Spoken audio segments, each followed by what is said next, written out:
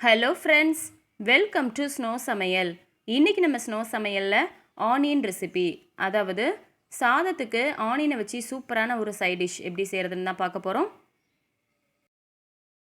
நான் இன்றைக்கி 2 பெரிய வெங்காயத்தை இந்த மாதிரி கிரேட்டரில் நல்லா ஸ்லைஸாக கட் பண்ணி எடுத்திருக்கேன்.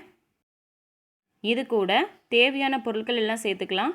3 டேபிள் ஸ்பூன் அளவுக்கு கடலை மாவு, 2 டேபிள் ஸ்பூன் அளவுக்கு அரிசி மாவு, 1 டேபிள் ஸ்பூன் அளவுக்கு கார்ன்ஃப்ளவர். இது கூட தேவையான அளவுக்கு உப்பு, காரத்திற்கேற்ப மிளகாய்த்தூள் சேர்த்துக்கோங்க. மிளகாய்த்தூளுக்கு பதிலாக சிக்கன் மசாலா சேர்த்தோன்னா டேஸ்ட் ரொம்பவே நல்லாயிருக்கும். நான் சிக்கன் மசாலா தான் சேர்த்துருக்கேன். எல்லாத்தையும் சேர்த்ததுக்கு அப்புறமா இதை நல்லா பிசைஞ்சிக்கோங்க. அப்போ தான் வெங்காயம் நல்லா சாஃப்டாகும். இது கூட தேவையான அளவுக்கு கொஞ்சமாக தண்ணி சேர்த்துட்டு நல்லா கலந்து விட்டுக்கோங்க.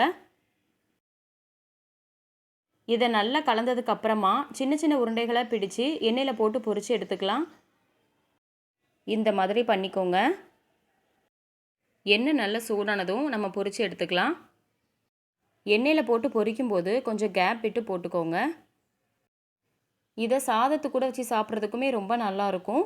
ஈவினிங் டைமில் டீ காஃபி குடிக்கும்போது ஸ்நாக்ஸ் மாதிரி செஞ்சு சாப்பிட்றதுக்குமே ரொம்ப நல்லாயிருக்கும். ஒரு பக்கம் வெந்ததும் இன்னொரு பக்கம் திருப்பி போட்டுக்கோங்க. ஸ்டவ்வை மீடியம் ஃப்ளேம்லேயே வச்சுக்கோங்க. அப்போ தான் வெளியில் நல்லா வெந்து மொறுமொறுன்னு கிறிஸ்பியாக இருக்கும், உள்ளேயும் நல்லா வெந்து வரும்.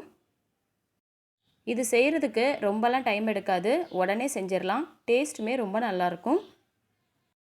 இப்போ நல்லா வெந்துருச்சு. இதை நம்ம எண்ணெயிலேருந்து வெளியில் எடுத்துடலாம். பார்க்கும்போதே தெரியும் பாருங்கள், நல்லா மொறுமொறுன்னு கிறிஸ்பியாக இருக்குது.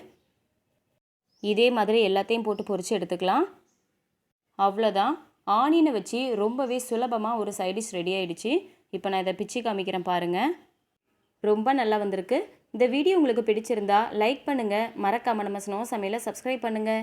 அன்பாக சமைப்போம், ஆனந்தமாக சாப்பிடுவோம், ஆரோக்கியமாக வாழ்வோம். தேங்க்யூ.